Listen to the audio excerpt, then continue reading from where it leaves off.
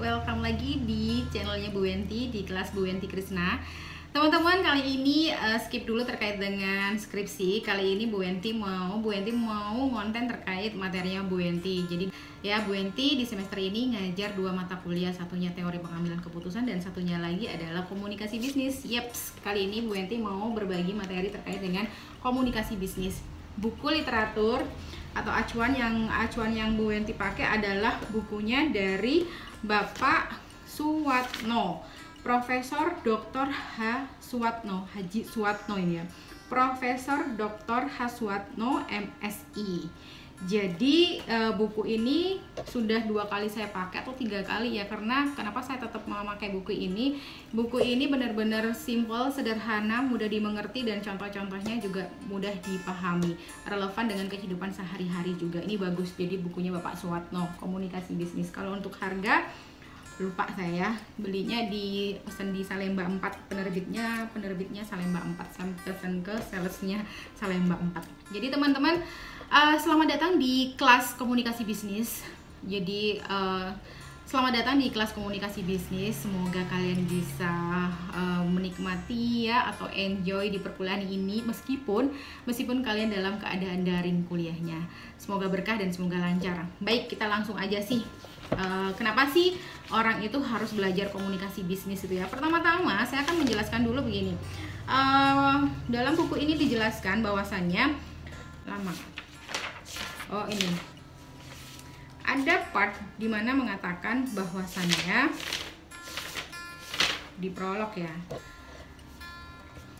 keterampilan komunikasi pada era post-industrial seperti hari ini, keterampilan komunikasi dalam dunia bisnis menjadi semakin khas. Menurut John V. Thiel, ada beberapa keterampilan dan atribut yang saat ini banyak dicari oleh perusahaan. Yang pertama, udah pasti itu apa? Yaitu adalah keterampilan komunikasi. Itulah sebabnya kenapa kalian semuanya diberikan materi ini, yaitu komunikasi bisnis. Basically adalah terkait dengan komunikasi. Yang saya ajarkan di sini adalah komunikasi bisnisnya.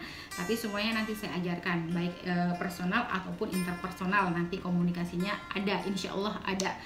Yang kedua, saat ini itu perusahaan-perusahaan itu, vendor-vendor itu pengen orang yang seperti apa sih? Yang nomor 1 udah jelas ya, tadi adalah komunikasi. Memang ya teman-teman, komunikasi itu luar biasa deh, itu impactnya terhadap diri kita dan bagaimana komunikasi yang bagus kita itu berimpact terhadap orang lain, berimpact terhadap kepercayaan orang lain pada kita gitu ya. Jadi benar-benar yang namanya komunikasi itu penting banget. Makanya katanya John V. Thiel di sini, keterampilan yang sangat dibutuhkan oleh perusahaan nomor 1 adalah komunikasi. Yang kedua adalah keterampilan interpersonal dan tim ya, interpersonalnya. Dan yang kedua adalah teamwork. Nanti dijelaskan semuanya. Dan yang ketiga, pengetahuan lintas budaya dan internasional. Keempat, keterampilan dalam bidang koleksi data, analisis dan pembuatan keputusan. Kalian juga diajarkan kan? Kebetulan saya juga ngajar yang namanya teori pengambilan keputusan. Yang kelima, keterampilan komputer dan media elektronik kayak informatika dan lain sebagainya. Yang keenam, 6 ya tuh, 2, 3, 6. Yang keenam adalah manajemen waktu dan sumber daya manusia. Yang ketujuh, fleksibilitas dan kemampuan beradaptasi. Dan yang ke-8 adalah profesionalisme. Dan yang pertama tetap guys adalah komunikasi yang dibutuhkan oleh banyak perusahaan dari dulu sih sebenarnya gitu ya, dari dulu hingga sekarang. Yang namanya komunikasi itu adalah pilihan perusahaan untuk bisa merekrut orang-orang untuk bisa diajak kerjasama. Orang kalau udah komunikasinya bagus, insya Allah dia udah jalan pembukanya udah bagus itu lah kalau ingin berkarir. Buat saya sih begitu gitu ya, yang saya lihat zaman-zaman sekarang tuh seperti itu. Jadi buat teman-teman, ketika kalian udah dapat mata kuliah ini benar-benar harus didalami gitu ya, dipelajari dengan sungguh-sungguh biar kalian punya basic dan juga kalian itu mempunyai bekal ketika nanti kalian dunia kerja itu bisa lah gitu ya. Jadi tidak hanya kalian itu kerja sama orang, butuh komunikasi yang baik. Buka usaha pun gitu ya, berwirausaha pun kalian dibutuhkan juga yang namanya komunikasi yang baik. Jadi bukan hanya untuk kerja sama orang, tapi ketika kalian punya usaha, kalian kan nanti banyak berhubungan dengan supplier dan lain sebagainya, itu dibutuhkan komunikasi. Oke, kita lanjut. Sebenarnya apa sih itu komunikasi? kalau kita lihat di buku ini banyak banget ya pengertiannya. Jadi nggak saya akan baca semuanya, tapi saya sudah akan membacakan atau menjelaskan poin-poinnya aja. Komunikasi itu di sini didefinisikan secara etimologis. Komunikasi memiliki akar kata dari bahasa Latin yaitu communicare, bukan communicate ya, tapi communicare, yang berarti to share atau to make common, berbagi atau menjadikan bersifat umum. Menurut Pearson dan Nelson, komunikasi dapat didefinisikan sebagai the process of understanding and sharing meaning, proses memahami dan berbagi makna. Dalam ya kayaknya ya. Komunikasi menekankan pada proses memahami dan membagikan sudut pandang lain secara efektif. Ini menarik sekali teman-teman, yang menurut Pearson dan Nelson, komunikasi the process of understanding and sharing meaning, proses memahami dan berbagi makna. Memahami dan berbagi makna. Ketika kalian berbicara, teman-teman, perlu saya ketua kelas nih ya. Teman-teman, saya menyampaikan ada tugas dari Bu Wenti bahwasannya di minggu depan kita akan melakukan tugas ke lapangan, dan masing-masing kelas ini akan diberikan tugas per kelompok. Kelompok dibagi menjadi sekian orang dan tugasnya adalah seperti ini. Itu kan kalian itu kan memahami, proses memahami gitu apa yang saya berikan kepada kalian, dan makna tugasnya apa sih ya. Tugasnya katanya Bu Wendy itu nanti kita tuh cek ke lapangan, ngecek para orang-orang yang mempunyai usaha. Jadi apa yang saya sampaikan itu, tugas itu ada maknanya, gak angger juga kita. Jadi tugas yang saya sampaikan itu bisa kalian maknai. Bu Wenti itu minggu ini akan memberikan tugas, dan tugasnya adalah ke lapangan untuk ngecek beberapa UKM yang masih existing atau yang masih bertahan. Itu memaknai, Bu Wenti ngasih tugasnya begini, itu namanya memaknai gitu ya. Kalau kalian cek di Kamus Besar Bahasa Indonesia, makna itu apa sih? Mengartikan gitu ya. Meaning, berarti. You are very mean to me, kamu sangat berarti buat saya. Itu kalau bahasa Inggris gitu ya. Jadi itu kan menurut yang namanya Bapak Pearson dan Nelson. Ada lagi banyak banget pengertiannya di sini, nggak mungkin saya jelasin satu-satu gitu kan. Ada lagi di sini yang menarik, yaitu adalah menurut Shannon dan Weaver, komunikasi hanya dapat terjadi jika ada pengirim atau sender sebagai sumber source dan penerima receiver sebagai tujuan destination. Nah, sementara itu pesan message harus diubah menjadi bentuk yang bisa dikirim encode, kemudian ditafsirkan pada akhirnya decode atau sudah diterima gitu ya. Jadi gini, kalau menurut Shannon dan Weaver, komunikasi itu ada gambar. Nanti kalian lihat ini ya, gambarnya di sini gitu ya. Komunikasi itu bisa terjadi ketika ada sender dan juga receiver, pengirim dan juga penerima. Saya ke ketua kelas ke yang lainnya. Jadi saya komunikasi, jadi saya sendernya, dan receiver itu penerimanya itu disebut dengan komunikasi. Dan di tengah-tengah ada send message, pesan. Jadi kalian bisa di sini lihat ya, ada semuanya di sini gambarnya. Jadi jelas sekali. Itu dulu ya, kita jangan terlalu jauh dulu. Komunikasi jelas ya. Kalau dari Bapak Pearson dan Nelson tadi seperti apa, dari Bapak Shannon dan Weaver juga yang tadi saya sudah jelaskan. Sender, ada sender dan juga receiver, dan juga ada message di tengahnya yang akan disampaikan kepada receiver. Baik teman-teman, tujuan komunikasi itu apa ya? Tujuan komunikasi itu yang pertama adalah memberikan instruksi. Komunikasi itu adalah tujuannya adalah memberikan instruksi atau perintah atau arahan. Fungsi instruktif berhubungan dengan perintah dari tingkat atas kepada tingkat bawah. Komunikator mentransmisikan pesan dengan arahan yang diperlukan dan bimbingan ke tingkat berikutnya.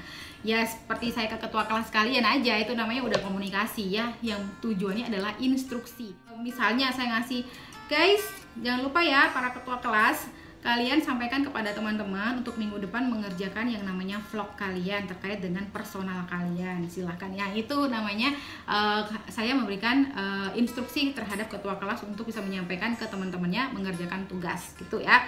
Itu namanya instruksi dari saya ke ketua kelas.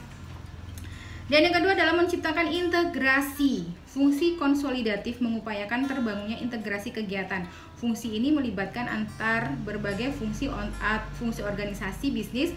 Hal ini membantu dalam penyatuan fungsi manajemen yang berbeda. Integrasi penggabungan. Jadi saya bisa menyatukan. Jadi integrasi itu bagaimana caranya saya tuh bisa memberikan tugas kepada teman-teman kalian itu melewati kalian juga. Itu namanya juga integrasi. Yang ketiga adalah memberikan informasi. Jelas lah memberikan informasi gitu ya. Hal ini terkait menginformasikan kepada individu.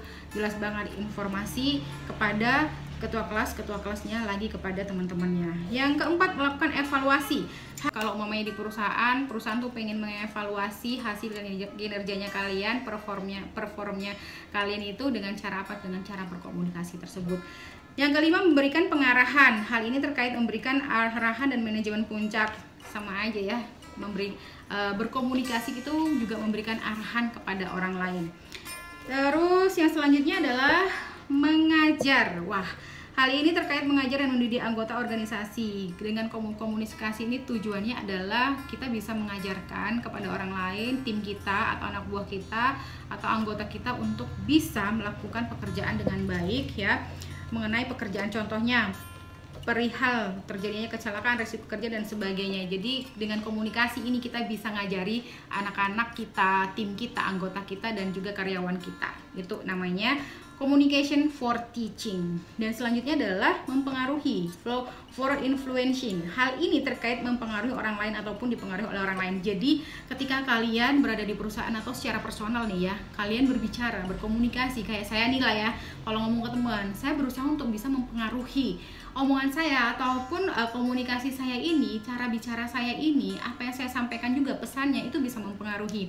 Teman-teman, kalau bisa nanti di semester ini kalian jangan terlalu banyak sambat loh ya. Ya saya tahu sih ini adalah masa yang berat buat kalian ya.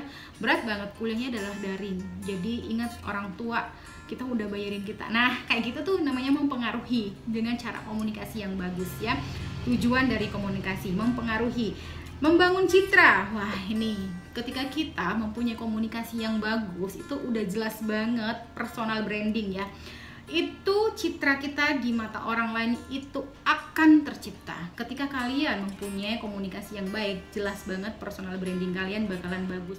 Tapi ketika kalian memiliki yang namanya komunikasi yang kurang bagus, orang pun akan menilai kalian, personal branding kalian seperti itu. Makanya kenapa jangan bicara sembarangan, jangan bercanda, ngomongnya itu sembarangan. Itu akan membuat kalian tercipta image-nya, personal brandingnya itu akan tercipta nantinya. Paham ya? Jadi di sini adalah membangun citra. Kamu ngomongnya bagus, kamu akan tercipta dengan citra yang bagus, dengan image yang bagus. Kamu ngomongnya kurang bagus, kurang sopan, suka sembarangan sama teman-teman, kalau bercandanya ngomongnya juga sembarangan, itu akan tercipta image-nya kalian atau citra kalian juga kurang bagus. Makanya kenapa sangat berhati-hati dalam komunikasi ini. Jadi jelas ya, komunikasi ini tujuannya adalah membentuk citra. Bu Wendy ini kalau ngomong kayaknya enak ya. Ya saya membentuk citra, memang sudah berusaha untuk bisa membangun citra dengan baik. Kalau orang bilang pencitraan, ada di video saya yang sebelumnya apa itu pencitraan, nggak perlu dijelasin di sini. Yang terakhir adalah membantu orientasi karyawan ya. Tujuan komunikasi membantu karyawan baru untuk berkenalan dengan sesama rekan kerja. Jadi ketika kamu mempunyai komunikasi yang bagus ya, perkenalan dengan karyawan baru ya, atau kamu jadi karyawan baru, perkenalan dengan senior-senior kamu, ketika kamu mempunyai komunikasi yang bagus, itu akan memberikan masa orientasi kamu di tempat kerja kamu atau di lingkungan baru kamu itu semakin bagus dan semakin nyaman. Pas bicara apa itu komunikasi, sekarang apa itu bisnis. Jadi komunikasi bisnis itu apa? Baik. Bisnis, setelah memahami komunikasi, berikutnya kita akan masuk pada konsep. Setelah memahami komunikasi, berikutnya kita akan masuk pada konsep bisnis. Secara umum, bisnis adalah usaha perusahaan yang dijalankan secara terorganisasi dalam menyediakan barang dan jasa bagi konsumen dengan tujuan memperoleh keuntungan atau profit. Setiap bisnis memiliki ukuran yang berbeda-beda. Hal ini biasanya dilihat dari jumlah karyawan dan volume penjualan yang ada. Pertanyaan saya, apa bedanya bisnis sama dagang? Ya, bener ya? Bisnis sama dagang itu apa bedanya? Silakan dijawab. Menurut Business Dictionary, bisnis adalah apa ini? Sebuah organisasi atau sistem ekonomi di mana barang dan jasa saling dipertukarkan satu sama lain untuk mendapatkan uang. Dan untuk menjalankan sebuah bisnis pasti organisasi membutuhkan yang namanya SDM ya. SDM dan lain sebagainya. Coba cari referensi-referensi yang lain ya. Kita beradu argumen dengan data-data yang kuat. Teman-teman, kita langsung aja ya. Pada akhirnya kita akan bicara apa sih sebenarnya yang namanya komunikasi bisnis itu. Komunikasi bisnis adalah tindakan berbagi informasi di antara orang-orang dalam suatu perusahaan yang dilakukan untuk kepentingan komersial dari organisasi tersebut. Lebih jauh, komunikasi bisnis ya, lebih jauh lagi, komunikasi bisnis juga dapat bermakna suatu cara perusahaan dalam membagikan informasi dalam rangka mempromosikan produk atau jasanya kepada konsumen potensial. Jadi benang merahnya kita ketemu nih. Komunikasi bisnis itu lebih ke apa sih? Kenapa bukan komunikasi kenapa komunikasi bisnis? Komunikasi yang kita akan pelajari adalah terkait dengan bisnis ya. Oh, nanti kalau saya punya usaha itu, saya tuh harus bisa loh komunikasi untuk bisa menyampaikan produk saya. Oh, saya harus bisa menawarkan produk saya dengan cara yang baik, dengan komunikasi yang baik. That is komunikasi bisnis yang akan kita pelajari. Jelas ya? Baik, itu saja yang bisa saya sampaikan di bab 11 ya. Komunikasi bisnis itu seperti apa? Jadi sudah saya jelaskan juga. Nanti kita akan masuk di budaya komunikasi tapi di video selanjutnya. Terima kasih banyak. Wassalamualaikum warahmatullahi wabarakatuh.